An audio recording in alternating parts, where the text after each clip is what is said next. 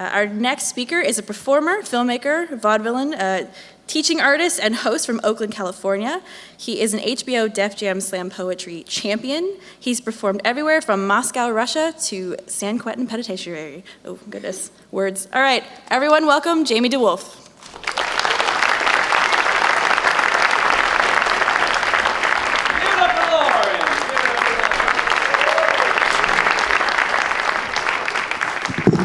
Also, give it up for all our signers of the night.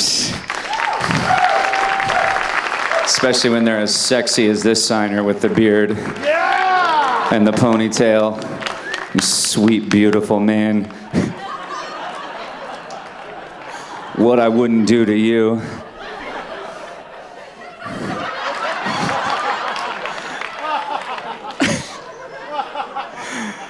There's so many more things I can go here, but I'm gonna pause.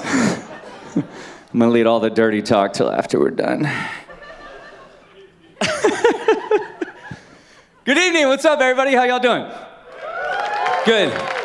This is my first time here. I really wanna give it up for everybody that puts this entire festival together. It's amazing to be with all the evil nerds of the world who are out to combat all forms of idiocy and ignorance. It's really awesome that I figured that I'll probably have to go to my grave before we will ever see an atheist president. So I'm glad that there are folks that are out here. I'd also like to give my heart goes out to all the people in Paris. I don't know if religion is necessarily behind it, but if we could just have a moment of silence for the terror that's unleashed over there.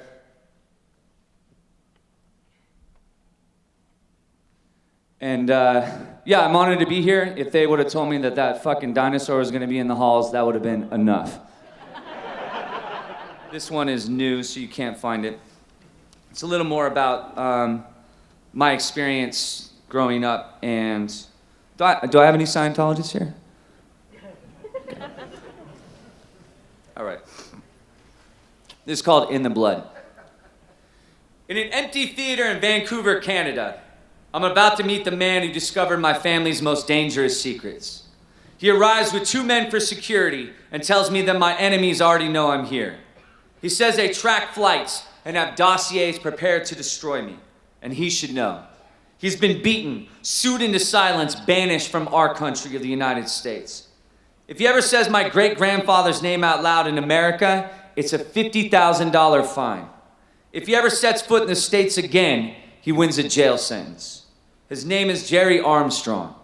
This man has been hunted and haunted every day of his life, ever since he found my great-grandfather's box of secrets. He's met 4 generations of my family, but I'm the last descendant who wants to hear about my childhood hero, L. Ron Hubbard. When I was a kid, L. Ron Hubbard had his own bookshelf in my room. His neon name glowed off spines with covers full of laser gun-armed aliens and rocket ships blasting into space. He was my greatest inspiration. I'd type on my knees until my mom said, "Lights out," and I'd fall asleep, dreaming of one day having my own stories next to his. My mother would tell me that writing was in my blood. And I'd ask her, well, why didn't Grandpa Ron show up at Christmas like Grandpa Ken? She told me he was busy writing somewhere just like me. I'd imagine him working on his next novel in a dark cabin somewhere.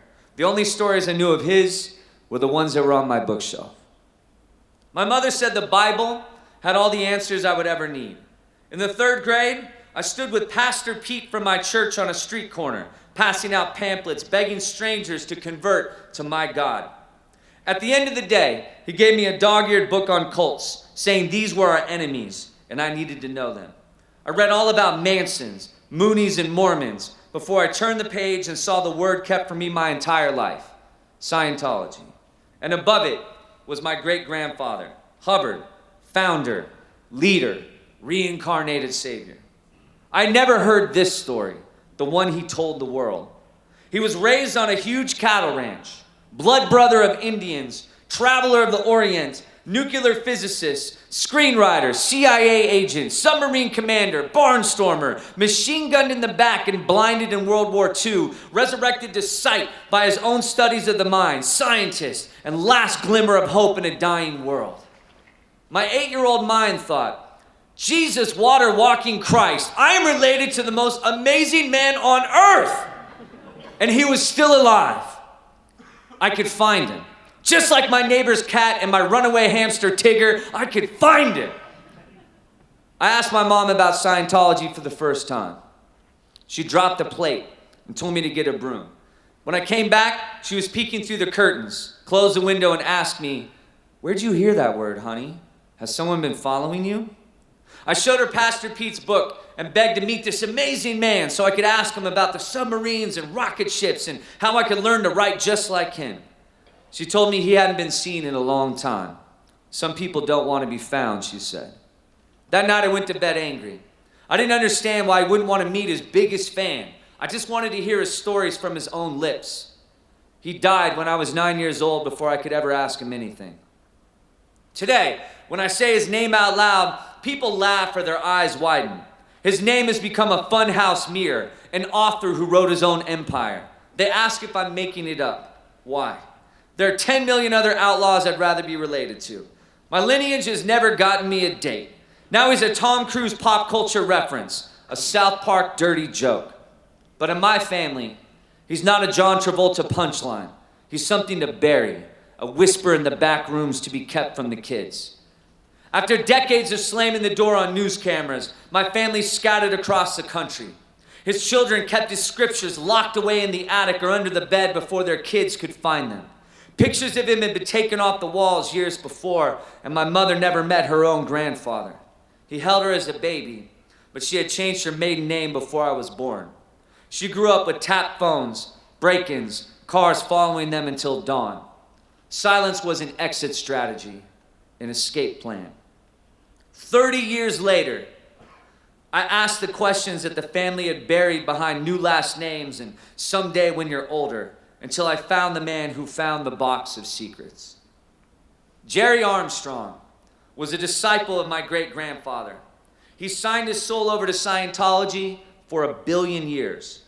When I was 3 years old, this believer was on a secret base, shredding millions of documents before the FBI could find them, when he found 21 boxes in the attic, all the evidence of his Savior's life. Notebooks, photographs, journals, medical records. He hid them from the FBI, asked his leader through secret phone drops and coded messages if he could write the book the world could finally see his hero as he did. Elron gave him the green light. To this day, Jerry wonders why. Because in those boxes was the true face of my great-grandfather, the degrees he never achieved, the military exploits that never saw action, 3 decades of lies. Now in Vancouver, Canada, his fallen disciple asked me if I really want to know. By asking, I put my life in danger, my daughter's life. I need to know. This man is in my blood. I'm a writer. I need to hear the story. I asked him, where was he when I was a child? For most of it, Jerry tells me, he was on the run, then dying in a desert. While I was reading his science fiction books on lazy Sunday afternoons, my great-grandfather was only hours away in hiding, his teeth rotting, his red hair gone a scraggly gray in a trailer lined with millions of dollars in cash. Jerry watched my great-grandfather have his underlings thrown overboard for dissent. He says Elron didn't create a church. He invented a school for psychopaths. The man I wanted to find was already lost. He was a self-made king, lording over cruise ships with pubescent teen disciples in hot pants, catching the ashes from his non-filter cool cigarettes, who mutated into a recluse who needed every shirt washed 13 times before he could wear it. My science fiction hero spent his last 2 years in self-invented therapy, talking to the alien souls who possess his body. He was the last believer of his own lies. We talked for 5 hours until Jerry's voice is gone. I thank him for giving me the missing chapters. He tells me to write the next one. When L. Ron Hubbard died, my family never got flowers, but Los Angeles sold out the Palladium. They announced my great-grandfather flew off to outer space to write his next story. My family wasn't invited. Now my mother tells me she wrote hundreds of letters to him as a child. He never answered. He's been dead for almost 3 decades, but his followers still fight to defend his ghost. My daughter rolls her eyes when I mention his name. She says she doesn't want her friends to hear about some crazy guy from a long time ago. His myth is fading in my own lifetime. In Los Angeles, His shrines still stand. Movie stars and millionaires read his books like I did, but they never ask about his bloodline. You're looking at it. His DNA here in the flesh. I'm a walking piece of evidence that he can't erase. Reporters, disillusioned disciples, the brainwashed and battered hunt for the man behind the myth. Now his followers accuse me of trying to steal his name, but I'm just a writer like he was. It's a storyteller, telling the only one I was given, telling the story he never had the guts to tell to himself. Thank you.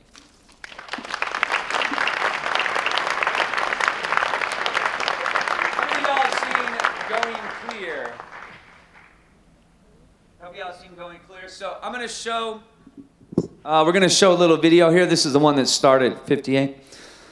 So the way that Scientology works is it's basically like a really evil video game. All right. So if any of us walked into a Scientology church today, the first thing they would do is they give you a personality test. It doesn't matter what you'd answer. It would tell you that you were fucked up and only L. Ron Hubbard's words and writings could save you. And then you start going on what they call the bridge to total freedom. All right. The first level of that is basically pre-clear. Then you move up to clear. And then you move up to what they call the OT levels, operating Satan. These are basically these superpower levels. That's the idea of them. They cost thousands of dollars. It takes thousands of hours to do it. And the whole process is through a form called auditing. Auditing is where you basically are holding on to a very poor man's lie detector. You're holding electrified juice cans. And you would be facing your auditor, which is basically almost like a psychiatrist. So Scientology would vomit in their mouth if they heard them described as that. They hate psychiatrists. So you'd be sitting here, I would be the auditor, and I would have the e-meter facing me. And basically, I would put you in almost a hypnotic, repetitious state and asking you all kinds of questions about traumatic memories, your secrets, dirty sex, all kinds of that stuff. Mind you, you're holding on to these juice cans. The auditor is taking your results, but you never see the e-meter. And all of your confessions are recorded, and they're put into a filing cabinet, and there's no legality about it. And if you try to leave the church, they will use it against you. Now, how many people saw the South Park episode that was very notorious and controversial? So what's interesting about that is not only are they some of the ballsiest, gutsiest people on earth, give it up for the guys from South Park. My God, they give no fucks. Is as you're progressing up the bridge to total freedom, OT8 is the top of it.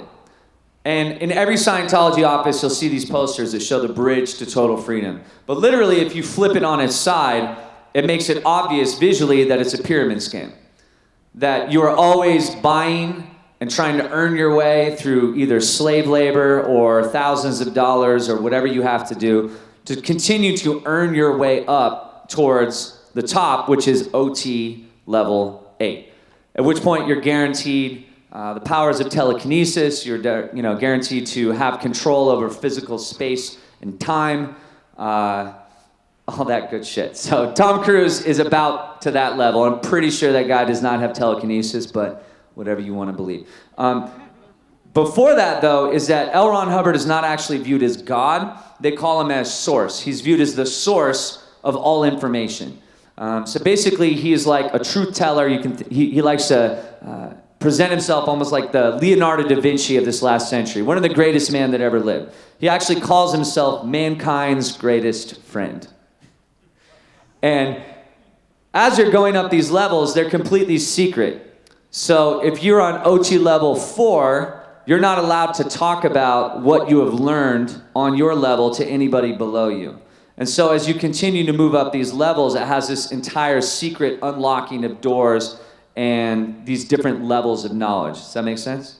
So it's a really fucked up video game. It's a really better way to think about it. And this recording was actually buried for years, and this is the notorious OT level 3. He came up with this in the late 60s, 70s, when his sanity was coming a little undone and he was doing a lot of drugs. And he came up with this entire theory, which is really the origin story of Scientology. Now, mind you, what you're about to hear, all of this information You had to earn your way to learn through years and years of dedication and thousands of hours. And you would actually get this information in a briefcase that was handcuffed to your wrist and led into a room that was under armed guard. And only when you opened that briefcase in that special room could you hear this information. Go ahead and press play. Galaxy.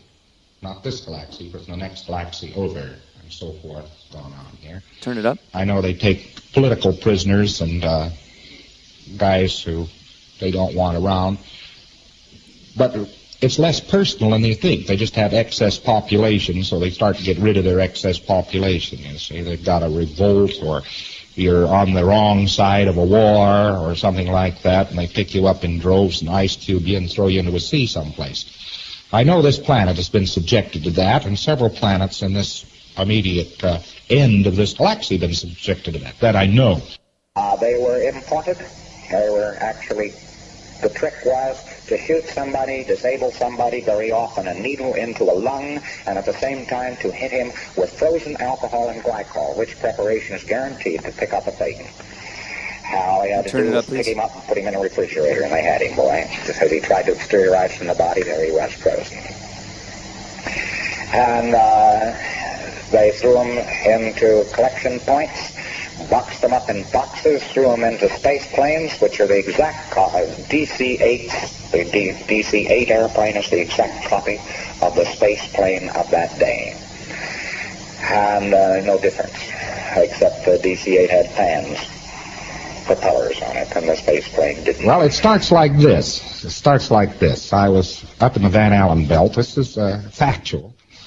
And I don't know why they're scared of the Van Allen belt, because it's simply hot. You'd be surprised how warm space is. Down amongst the clouds and so forth, it can get pretty cold and damp. But you get well up and sunlight shining around, that sort of thing. It's quite hot. And the Van Allen belt was radioactively hot. A lot of photons get trapped in that area and so forth. And I was up there watching the sunrise. Well, that was very interesting, and my perception was very good, and I was good taking a look at Norway and Essex and the places around, you know, and getting myself sort of oriented. And then something happened to me that I didn't know quite what had happened to me. I thought some facsimiles must have appeared in front of me, but they didn't look like facsimiles. And some other things happened, and I had a feeling like I might possibly go into the sun, and a few other little uncomfortablenesses there were, that wasn't what awed me. But I got confused. I got confused because the sun was suddenly larger, and then it was smaller. And somehow or another, I was doing a change of space process that I myself was not familiar with. And it made me sort of bite off my Thetan. Note that other religions are alien implants. There are saucer crews here. There's all sorts of things on Earth here from the 5th Invader Force. Very interesting. This is directly and violently in opposition to the 4th Invader Force. And the 5th Invader Force, out of its own protection, took over Venus. All relatively modern times. Took over Venus and tried to stabilize the Venusian. If you called a 5th invader, though, a Venusian, he would probably shoot you out of hand, because it would be a horrible insult. They merely monitor the government of Venus.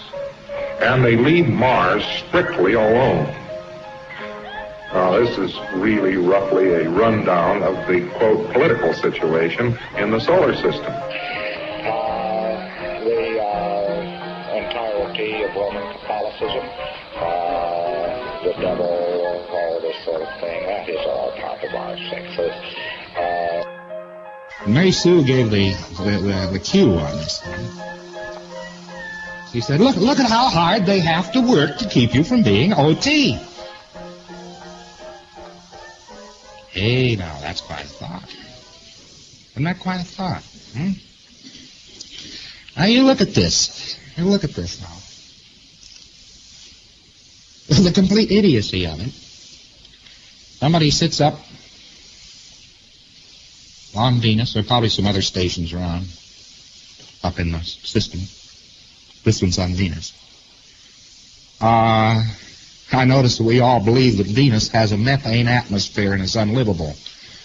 I almost got run down by a freight locomotive the other day. Didn't look very uncivilized to me.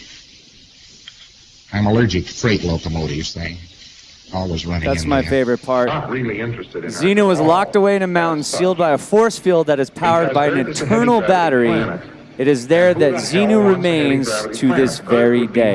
Xenu is still alive. Go ahead and stop that, in an please. orbit around the sun. Go ahead and stop. Naturally, that's pretty. Is it just me, or does he sound like the Joker when he talks? You know how I got these scars? Well, there was this evil galactic warlord named Xenu. So, what's scary about this is that, is it preposterous? Yes. Is it absurd and laughable, especially coming from a science fiction author who's now going to tell you that this is fact? Absolutely. However, what's sad and tragic about it is that up until that point, as you're moving up the OT levels and as you're a Scientologist, if you're a regular rank and file Scientologist, this is all secret information. You never know this. This costs thousands of dollars. I think one estimate was like, it's at least $25,000 to finally learn this secret information, right? And before that, you believe you're a godlike being that's inhabiting your body almost like a puppet. But it's when you reach this level that you actually discover that you're actually possessed by the souls of an exterminated alien species. And the trauma from this genocide is causing lots of problems in your own life, so you need to spend thousands of dollars to sit in a room by yourself, giving hypnotism to yourself while holding electrified juice cans connected to a polygraph device. And that sounds hilarious until you meet people who actually have been broken by this. A lot of people have nervous breakdowns at this point because they start to feel that they're actually possessed. They start to feel that they're going through a process of exorcism. And, you know, John Travolta and Tom Cruise and South Park jokes and stuff like that aside, all of this becomes tragic when you meet people who literally lost their entire family, they mortgaged their house, they've lost thousands of dollars to this because many Scientologists are not idiots. They are smart people who are trying to become better people. And the problem is that the way it's structured is that it's structured on this level of secrecy, so you're not even sure where it's going. And that's why a lot of critics go right to Xenu, because they want to reveal to every the rank and file people, this is where it's going. So a good way for me to explain it, it'd be like if I gave you the book of Genesis for free, and then I was like, Deuteronomy is going to cost you like $200. By the time you get to Psalms, that's about 5 G's. And I'm like, oh man, though, by the time you get to Revelations, it's expensive. But holy shit, what you're going to find out in Revelations, I can't tell you. You're not ready for it. But it's going to tell you everything you need to know. Now that's the difference, is that I grew up Christian. Anybody else grow up Christian? That's probably why you're all here. Decided you didn't want to ride that train anymore. So as a Christian, I would stand on the street corner and I would literally hand out literature, right? I remember those little comic books. Do you remember those little black and white comic books? There's always a guy who drank too much and drove his shiny car and then he's burning in hell for all time. I love those fucking comic books. And I was standing, I was passed those out, and basically the Antichrist was my boogeyman when I was a child. But if I hand you a Bible, basically our transaction is over, right? You can hand a Bible to someone on death row, and you say, read this, you're good. The thing of Scientology is that they never will admit to you what they actually believe. And that's what's terrifying about it. Tom Cruise will never, ever admit that Xenu is fact. He's never ever going to admit in any microphone ever, because L. Ron Hubbard was very clever and devious that he structured it with a level of fear. The idea is that OT level 3, that all of you from now hearing this information are going to be driven to a point of insanity. Some of you are going to commit suicide by jumping out of windows tonight, even if you're on the first floor. You'll work it out. Maybe you'll smash your head on the pavement a couple times. Or you will literally catch pneumonia and die. There's a very specific threat because your mind is not ready to accept this information. So, y'all feeling okay? Any good? No migraines on nothing? And so you'll see a lot of anti-Scientology critics, they'll be yelling about Xenu because basically this is the real origin story and this is where Scientology starts to go. And as you get further into it, you start to realize that L. Ron, he actually starts to circle back on a lot of his black magic occultic roots, which were very, very strong, and his studies were very, very prominent that shortly before he wrote Dianetics. And he starts to come back and circle back where actually he starts to reveal that he himself is another version of the Antichrist. So it's all one beautiful, beautiful circle. I will have a Q&A after that if you want to ask me some more questions, but I want to get into my other favorite religion because I actually did not grow up a Scientologist. I grew up in a much more popular cult known as Christianity. So I'd like to do a little story about that. That all right with y'all? Anybody out here ever go to Christian summer camps? How many ex-Christians do I have in the room? Jesus Christ. You know what's sad is it's the roots have never left. I still say Jesus Christ all the time, but it's just to make people mad. I don't know. So I'm 38 now, and I'm not sure what sect you grew up, but in the 80s, there was a lot of talk of Armageddon. And so this is about one happy little summer camp that I went to. Every summer, I got sent to Christian camp. My mom dropped my brother and I off and waved goodbye driving back down the mountain. It had been 2 days of learning to tie knots, memorizing scriptures and rope swings before I developed a mad crush on Sarah Riley. She was a blonde tomboy, a year older with a gap in her teeth and dirt on her knees. She was the first girl to jump in the river like a badass. She had the energy of a tomcat and was everything I wanted to be. Loud, smart, and fearless. My face went all buzzy when I looked at her, and I would bring my Bible close to where she was playing and sneak glimpses at her over the pages. I never talked to her once, but I tagged her extra hard when we played flag football. It's pathetic. One morning, I caught all the adults in the rec room huddled around a radio. 2 of them were crying, and Miss Dishman, our Bible study teacher, was arguing heatedly with camp counselor Rick. She was shaking his head as he kept pointing at the last pages of the Bible.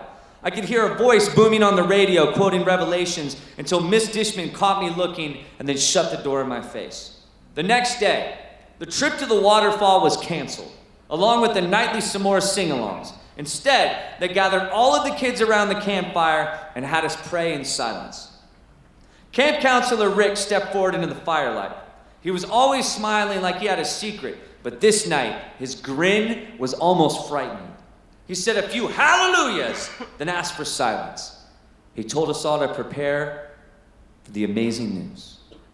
One of the kids interrupted and said, "Is this a pizza party?" He said, "No, it was better. It was the best news of all. Jesus was coming!" The other counselors nodded solemnly. We had heard about this before. Miss Dishman was shaking her head off to the side. Camp counselor Rick said there's a preacher on the radio who predicted the last election and the rise of Gorbachev, and he just got a message from God himself. And Jesus was coming. The rapture was coming in 2 days. Saturday at midnight. The kids murmured to each other in confusion. One asked, "Well, what about Sunday kickball?" Camp counselor Rick pointed to the starry sky and said Jesus was going to come down on a white horse with a flaming sword in his hand, and we would all just float up to heaven like helium balloons. He said that all those sinners, they'd all stay on earth for Armageddon, the seas turning to blood, famine, and locusts, so you better pray for forgiveness for all your sins right now. He gave a sharp look at my brother, who was rumored to be the culprit behind the Playboy magazine that was found hidden in the lake house. Some of the kids started praying immediately. And then I saw Sarah Riley. Sarah Riley. Being comforted by Sean Harris, a strapping 9-year-old quarterback. He had teeth that looked like he was never going to need braces. Teeth that were whispering in her ear to make her laugh. I hated Sean Harris more than the devil, and I saw him hug Sarah until a camp counselor separated. We asked, well, if we're gonna be in heaven, does that mean our moms don't have to pick us up? It depends, said Rick, if they're saved or not. If they are, they'll meet you up there. And if not, well, what? Asked Billy. Then you're gonna need to pray extra hard for him. Miss Dishman stepped forward and said, prophecies come and go, that only God would decide and that no man could know the day or the hour. Camp counselor Rick interrupted her and said that we were the lucky ones to be given this gift to get right with God. I wanted the rapture to come. I mean, who wants to die and you show up in heaven and then like 2 days later, all of a sudden everybody comes and you're like, what happened? And they're like, oh, the Antichrist and Armageddon. You're like, and you missed it because you slipped on some soap in the shower. It says, Robert. I wanted the rapture to come, just not that weekend. I wanted to call my mom immediately to tell her to free my hamster Tigger. I didn't know if hamsters officially had souls or not, but I wanted to make sure he was covered just in case. A bleak depression came over me, realizing I would never be a jet pilot or a firefighter or ever even be an adult, and I'd be stuck in heaven forever in an 8-year-old body for eternity. We had another group prayer, then they sent us off to bed. I could hear Miss Dishman and camp counselor Rick arguing as I walked back. The next 2 days were a free-for-all. Some of the kids stopped showering. The fat kid, Billy, ate all the candy he'd been hiding under his bed. And I made a list of all the burning questions I had when I got to heaven, like if the Loch Ness Monster and Bigfoot were real, or if aliens are really angels in weird green disguises, and where did my dad go for all of those years? Camp counselor Rick told us that this was the last soccer game of our lives and yelled, hallelujah, every time we scored. I didn't score once. On Saturday, I thought about my outfit very carefully. And I picked my favorite shirt with the Tyrannosaurus Rex on a motorcycle on the front. I prayed so hard my hands hurt.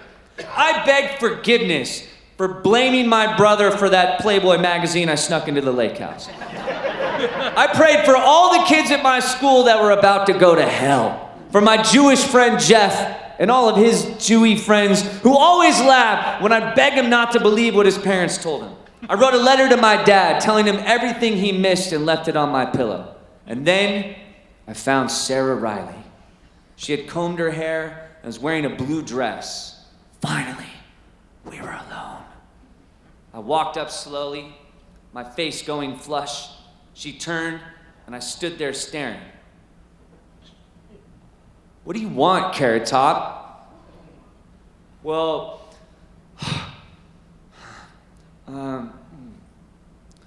since it's the last day on Earth, I just want you to know I like you.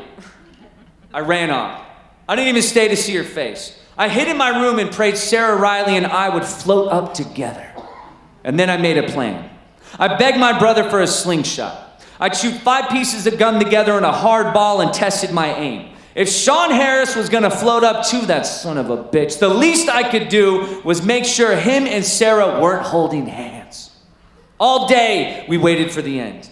At sunset, camp counselor Rick said we were gonna wait for Jesus out in the field. The slingshot was hidden in my back pocket. I saw Sarah Riley and then turned before she looked back. Sean Harris, son of a bitch, was standing next to her.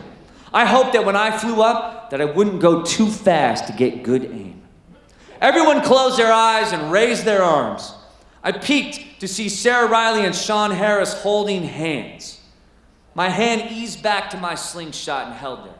Camp counselor Rick led us in song as the clock ticked. Another counselor banged on a drum.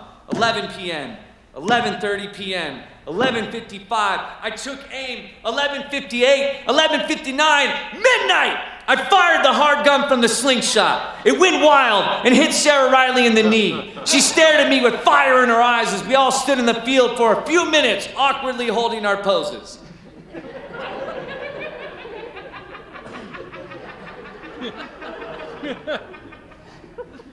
I put the slingshot away in mute terror. Miss Dishman walked out towards us. All right, kids, she said. It's way past your bedtimes. Get along now. Camp Counselor Rick was about to protest and closed his mouth. He looked at his hands to make sure he was still there. Sean Harris, son of a bitch, took Sarah by the hand and they walked away. As they walked past me, she hissed, "Jesus isn't gonna save you now." We all walked back in silence. Camp Counselor Rick kept staring at the empty sky. I stood there, knowing the next day, Sean Harris was gonna terrorize me and beat the shit out of me and hold my head down in the creek. Sarah Riley was gonna laugh at me, and Jesus was still coming, but no one would ever know when.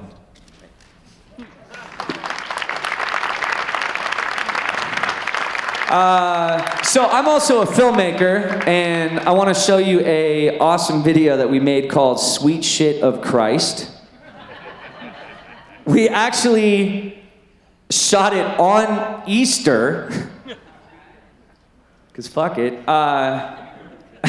We shot it on Easter, so when you see the black Jesus with a crucifix walking down Broadway, that was on Easter. When you see the Jonestown reenactment, we also shot that on Easter. And I just recommend for all of you, you know, when Easter or Christmas comes, go and do something that would make a Christian want to burn a cross themselves. You know what I mean? Just go do something to prove that you know, I feel like at a certain point, if you grew up Christian, you almost like want to earn your way to hell. You know what I mean? This is the problem I always have with Christians, where they're like, you know, the devil, and you're just like, I wish I could believe in the devil. I can't take it seriously. But I mean, I'm a fan. He's got awesome fashion. He's got a cool house. He's got the best fucking music. I'm not even gonna know anybody in heaven. You know who's my favorite person burning?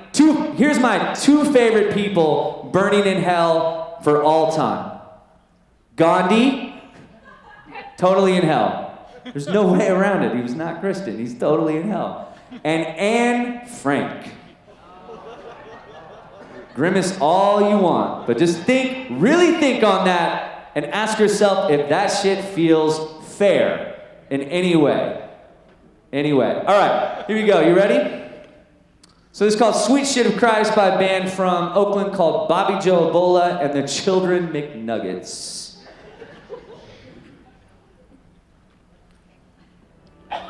Turn that shit up.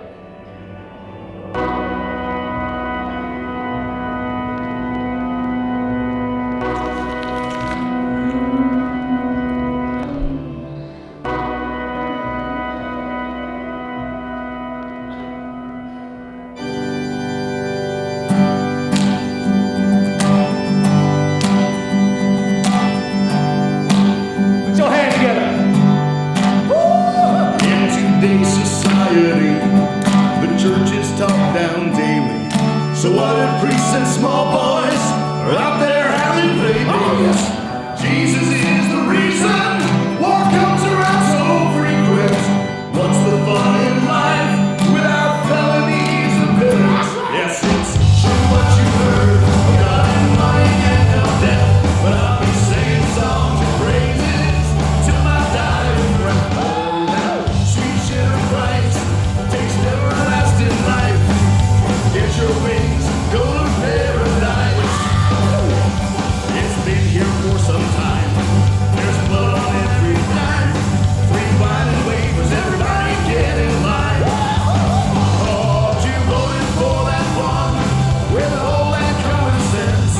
Then come and hallelujahs, amens and sacraments. Yes, it's true what you heard of God and money and of death. But I'll be singing songs of praises till my dying breath. For that sweet shit of Christ, taste everlasting life. Get your wings, go to paradise. Yes, it's true what you heard, God and money and of death. But I'll be singing songs of praises till my dying breath. For that sweet shit of Christ, taste everlasting life. Get your wings, go to paradise.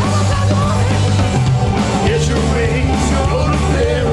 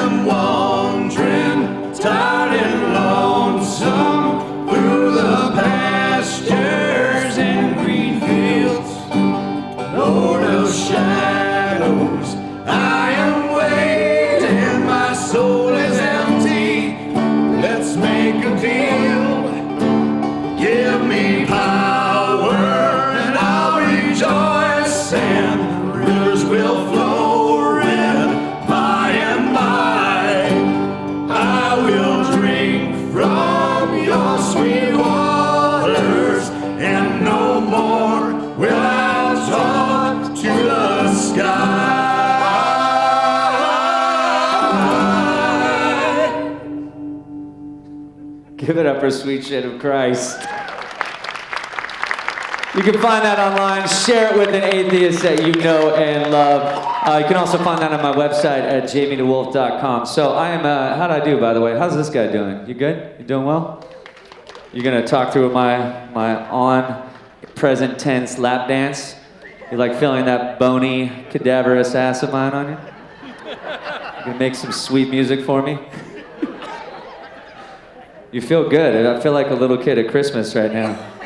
Santa Claus is coming up the chimney tonight. I love being here. So I have time, I think, for 5 minutes or fucking less of questions, and then I'm gonna get drunk with all y'all. I also have some CDs for sale. If you want some of those, if you want to hear more of my performance work, it is not all about L. Ron Hubbard. I talk about other things as well. But if you like that Sweet Shit of Christ, you can find that at jamiedewolf.com. We do have a microphone right over there. Does anybody have an amazing burning question that they would like to ask? And you need to hustle because they're gonna cut it off quick.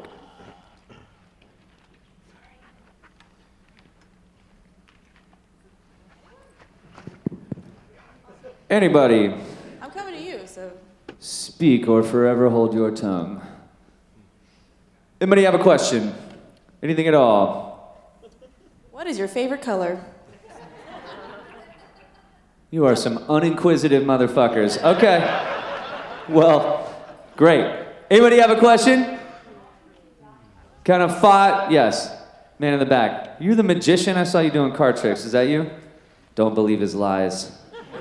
So, what were some interesting incidents or stuff that happened when you get approached by random Scientologists who don't know who you are and want to give you a personality test?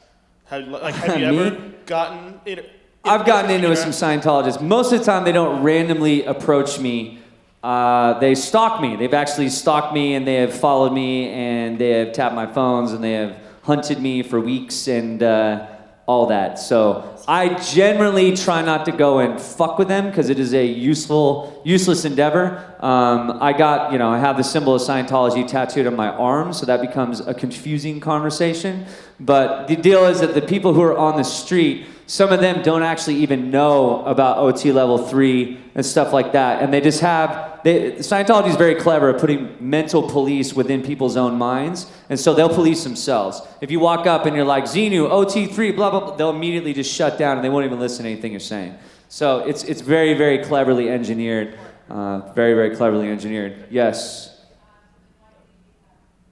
Because I'm a fan of fucking irony. No, partly because this is the symbol of the Zodiac serial killer, which is from my hometown of Lehr, and this is the symbol for Scientology. And to me, it's that I always knew that I could either be a god or a killer, and I feel like an artist is in between. But it's acknowledging the darkness that is already coursing through my veins. Not the most gentle or prettiest of answer, but that's that was it. Yeah.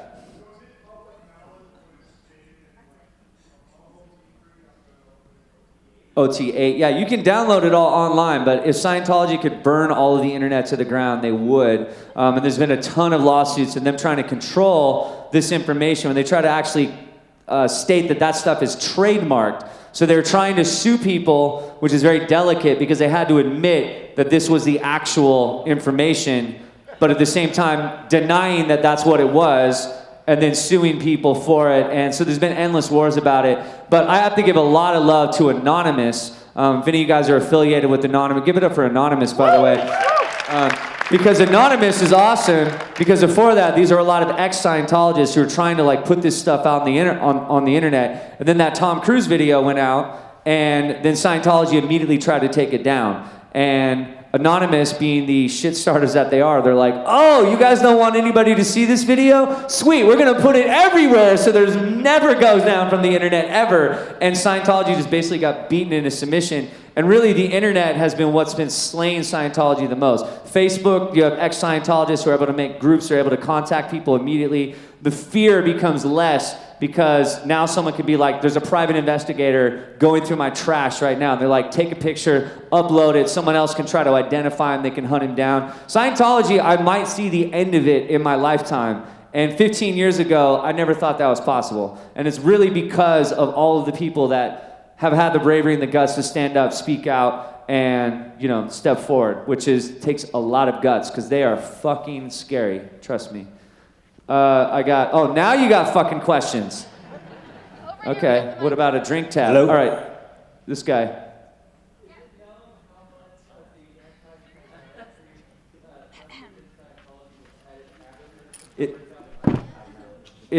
Is it known? What? You have a microphone. Where is this mic? Oh, I don't know. I don't know what's going on. Okay. Hello? Okay. Well, let me answer this guy's question really quickly. Is it known when the anti-psychiatry aspect became an agenda of Scientology? L. Ron Hubbard has always hated psychiatry. There's a lot of rumors that actually he may have been institutionalized for a short period himself. And when Dianetics came out, psychiatry were the first people to attack him, and they're like, you're trying to heal people, where's your evidence? He didn't have any evidence, he had no case studies. So they're like, this is fraud, and they're trying to shut him down, and that's literally when he changed it into a religion. Scientology Dianetics was not supposed to be a religion. That's why I don't respect them as a religion. It didn't even start as a religion. If you look at 1950, it was supposed to be a self-help book. But then, when he got attacked for fraud and everything else, they changed it into a religion, because then you don't gotta prove shit. Yes, Prince of Plaid. So has the church harassed you, and what have you been able to do to Has protect? the church harassed me? Yes, they have harassed me. So what have you been able to do to protect your well-being and your family's well-being? I come to conventions where it's surrounded by a bunch of evil, skeptical nerds. That helps. Her mentality. They definitely come after me, and I've actually was told early on that I'm actually safer in the spotlight. So I'm loud as shit. Ever since they came out, and when they came to my doorstep, I mean, they literally came to my house, and they've been following me for weeks. And when I found that out, then I sent out an email to every single person I knew, and I was like, I'm being stalked. If something happens to me, know exactly who it was. I have some other projects that are kind of top secret right now, but I mean, they're definitely gonna fuck some shit up and cause a lot of noise. And I'm gonna have to make that announcement again. You know what I mean? So if I slip and fall in my shower, if a half ounce of cocaine is suddenly found in my car, if I ran off the road, know exactly what happened. And I think that has helped them having to keep more of an arm's distance. Also, they have so many fires going on right now that I'm almost the least of their problems. They have people who are just leaving in droves, and those people know where all the crimes that just got committed last month, you know what I mean? And I'm mostly focused on the story of my family, and everything else with it, wherever the microphone's going. What would you do differently to make sure your children didn't have the same type of childhood you had? What would I do? I have a daughter, she's 16. My parents would take her to church and so forth, and I knew that was important to them. It did not make me stoked, you know what I mean? But a lot of it is that I was always very upfront about what I believed, but I never forced any beliefs upon her. She's like, why don't you go to church? And I'm like, because I used to go to church, and I don't believe in what they're teaching.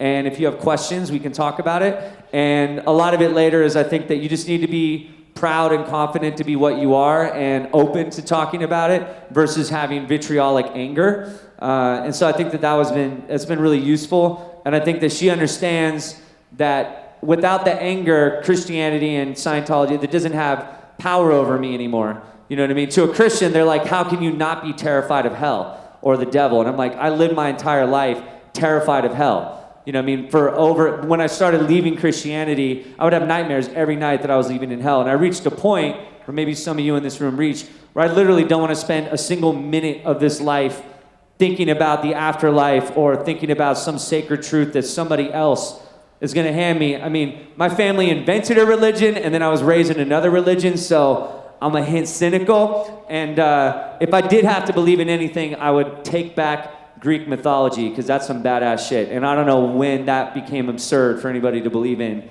I mean, Zeus, Hades, come on, that shit's awesome. You know what I mean? Why is that mythology now? And everything else is to be respected. Any other questions? You're over your time limit, sir. It's because I'm a badass. All right, my name is DeWolf. How'd I do? You guys have a good time? All right. Let's have some board games. Please give it up for everybody that makes this festival possible. Give it up to Lauren, all of your volunteers, your man in the back. And you can find me online at jamiedewolf.com. You can also download my CD and watch more of my films there for free. Thank y'all.